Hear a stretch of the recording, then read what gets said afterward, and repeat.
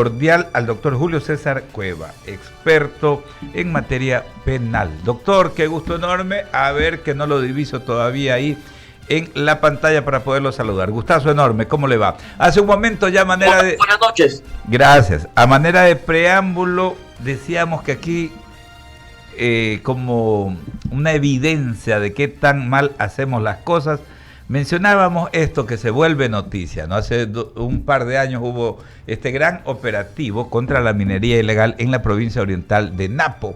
Hubo un gran decomiso de maquinarias, retroexcavadoras, sobre todo se apresaron algunas personas, ¿no? Lo inaudito es ver que han transcurrido prácticamente 2 años y esa maquinaria que fue decomisada, incautada a las bandas narcocriminales que operan en minería ilegal, pues justamente quedaron almacenadas. Ya están destruidas, obviamente, no le sacamos algo de provecho, no resarcimos el daño que se hace a la naturaleza, y en fin, esto es solamente, como diría alguien, en el país de los absurdos que se puede dar. Nos gustaría arrancar pues esta conversación, doctor, justamente con aquello. Bienvenido. Gracias nuevamente por la invitación, buenas noches con todos. En efecto, un acto negligente porque no es un problema de ley. La ley, el Código Orgánico Integral Penal es clarísimo de que estas maquinarias se podrán utilizar de forma inmediata por los órganos competentes. De tal manera que lo único que tenía que hacer el juez era ver a quién le correspondía y entregarle la maquinaria para que puedan hacer uso de eso. Incluso recuerdo que hasta hace no mucho el expresidente Lazo quiso introducir una ley urgente en la que, en razón del fenómeno del Niño, ordenaba que se permitía que toda esta maquinaria pudiera ser utilizada por las alcaldías y las prefecturas para tomar medidas preventivas frente al fenómeno del Niño. En todo caso, lo que sí sería de ver es en dónde estuvo el acto negligente y empezar a sentar precedentes, porque el problema está en que las cosas pasan y nunca hay ningún responsable, de tal forma que siguen pasando porque nadie asume las consecuencias de estas conductas. Claro, hacíamos la analogía, ¿no? Maquinaria por un lado y, por ejemplo, también las armas que se incauta a los delincuentes. Aquí es hasta perverso, ¿no? Estos pronunciamientos, ¿no? Es que hay que chatarrizar, ¿no? Aquí hay grandes genios que dicen, es que hay que chatarrizar. En un caso, en el de las maquinarias, resulta lógico que habiendo tantos gobiernos locales que tienen pocos recursos, tienen carencias económicas, debería dotarse de esa maquinaria, en el caso pues de estos organismos del sector público. Y en el caso de las armas, deberíamos de rearmar a nuestras fuerzas del orden para que efectivamente tenga más contundencia pues la lucha contra estas organizaciones criminales. Doctor, si mal no recuerdo, hubo hasta un pronunciamiento de la Corte Constitucional, ¿no? Esto antes de la consulta, porque ya en la consulta incluso, el 21 de abril, ya con el pronunciamiento popular se refuerza esto, la necesidad de que sean utilizados estos recursos. La ley ya lo contemplaba, de hecho la ley lo contempla, lo que ocurre es que no se aplica la ley. La ley dice que en el caso de las armas el juez puede disponer a quién se les serán entregadas para su uso. Hubo una resolución de la Corte Nacional de Justicia que permitía ya el uso de estas armas de manera generalizada, es decir, fuera una especie como de guía para todos los jueces y que para que no tengan que resolver caso por caso. Y en el caso de la maquinaria no se me ocurre algo que pueda ser chatarrizado, todo sirve, salvo que realmente la máquina no funcione, pero difícil, porque si una incautación, la han incautado justamente funcionando. En el caso de las armas habría que ver, porque a veces hay armas artesanales que son más un peligro que otra cosa, ¿verdad? Y entonces esas podrían chatarrizarse, o armas que tal vez no tengan ningún tipo de utilidad porque son de marcas o de calibres sumamente extraños que no le corresponde, que no le resulta rentable al Estado tener repuestos o munición para una o dos de esas armas con tantos policías o tantos miembros de la fuerza pública que hay.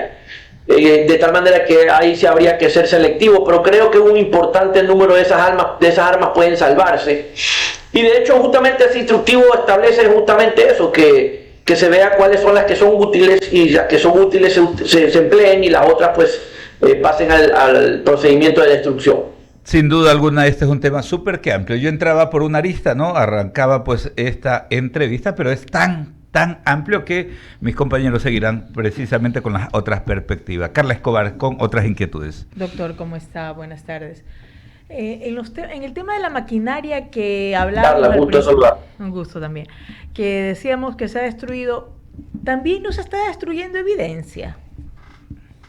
Porque 2 años no duran los trámites, los procesos legales, penales, sobre todo en el Ecuador. Estamos destruyendo evidencia antes de... No, porque lo primero que se hace con la evidencia, entienda usted, armas, municiones, las maquinarias mismo, lo primero que se hace es mandar a periciar. Y se hace un reconocimiento, hay un informe de reconocimiento de evidencia en donde le toman fotos a todo esto y el informe consta las fotografías con las características, los modelos, las marcas, todo, si funcionan, no funcionan. Y ya una vez que eso ya ha sido periciado, ya se puede hacer uso de eso.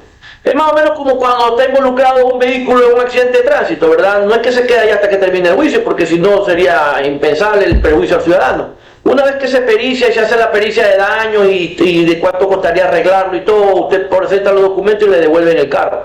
Aquí ocurre lo mismo, echa la pericia, no demora mucho tiempo, ya pueden hacer uso de eso. De hecho, los fiscales, mejor para ellos, ¿no? Devolver eso lo más rápido posible, pues no se llenan los canchones de esas cosas que finalmente sí terminan dañándose. Pero no hay que esperar que termine el juicio. Yo lo decía esto porque en otro caso que no tiene que ver con minería ilegal, hoy veía en las noticias que quemaban con explosivos unas casuchas, unas covachas que estaban en un sector de Guayaquil en donde se decía que se estaban entrenando a menores para sicariato. Entonces, me parecía un poco ilógico que en menos que se descubra esto y que se los haga explotar. Y yo decía, pero ¿cómo? Y ahí tiene que haber huellas dactilares, tiene que haber información, pero yo siento que el país... Y vuelvo y ya tengo su respuesta, pero vuelvo y digo que hay cosas que podrían seguirse estudiando y las meten ahí, las destruyen y no sé, siento que en ocasiones se pierde evidencia. Pero volviendo al tema de la minería ilegal, esto de la destrucción de maquinaria y en los procesos, si mañana o pasado, entiéndase 2, 3 años más, llega y la resolución de algún juez es que la maquinaria no era ilegal y todo, ¿quién tiene que devolver esos valores por la destrucción? Porque yo vuelvo y le repito, en 2 años un proceso penal de esto no termina. Y aquí en el Ecuador se suelen ver historias como que después de 20 años usted le pagan con bonos del Estado porque resulta que si usted no era culpable, era inocente. O sea, no vamos a ver también esto que puede ocurrir en el futuro. Que alguien tenga que responder por estas cosas que se destruyeron. En la eventualidad que la destruyan, pero lo que va a suceder es que se van a asignar. Y la ley es clara respecto de que se tienen que asignar.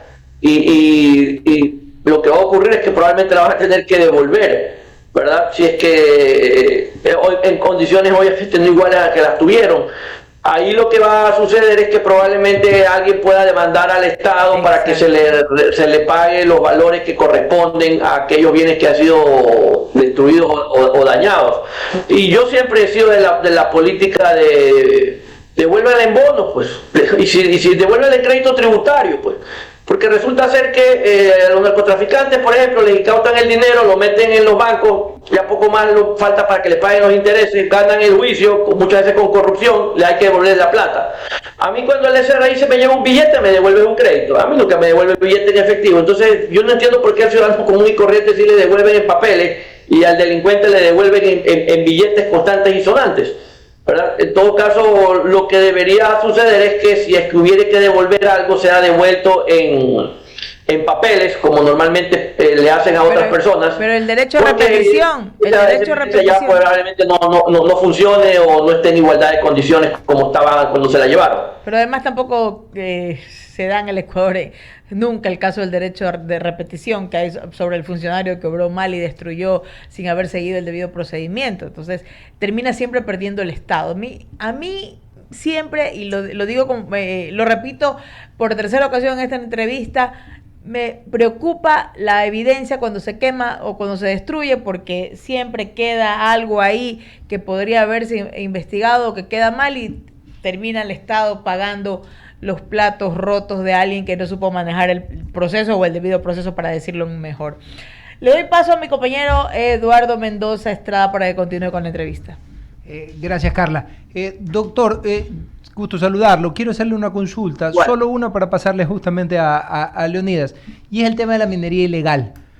porque la verdad es que esto de aquí se desenvuelve de la minería ilegal y la problemática pues que está dándose constantemente pues con la misma.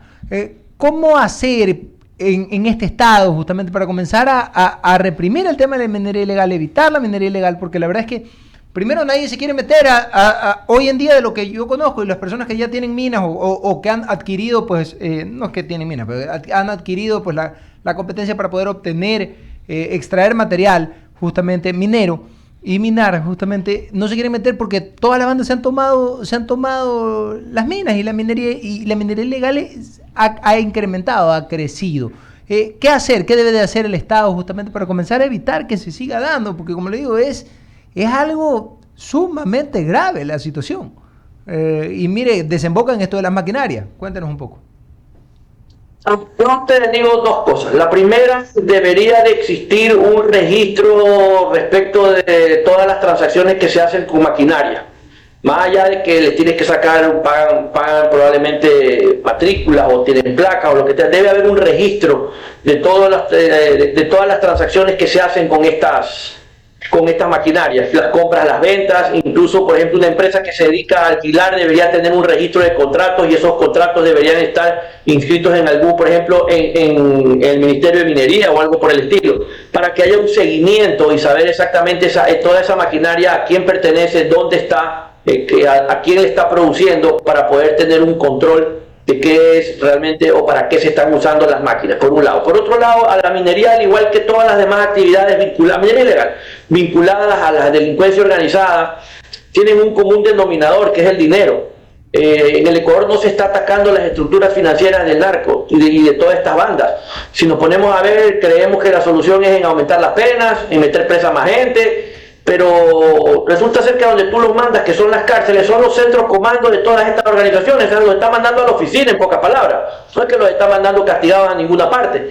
Mientras el Ecuador no combata con mano dura, y que esto no tiene solamente que ver con incremento de penas, todo lo que tiene que ver con el lavado de activos y el testaferrismo. Hoy hablamos de minería ilegal, mañana hablamos de secuestro, de extorsión, de narcotráfico, de sicariato. Todas son actividades conexas, vinculadas a la delincuencia transnacional, y todas tienen un común denominador: el dinero. Si tú no atacas la estructura financiera de esta gente, no vas para ninguna parte. Tú te llevas 4 máquinas, mañana tienen plata para comprar 10. Te llevas 10, mañana compran 15. Pero el momento en que tú toques el dinero, ya no tienen ni para comprar las 4 ni para comprar las 10. Pero en este país lo que hay que hacer es combatir con mano dura lo que es el lavado de activos. Perfecto. Leonidas Castro. Sí, doctor Cueva, ¿cómo está? Un gusto saludarlo.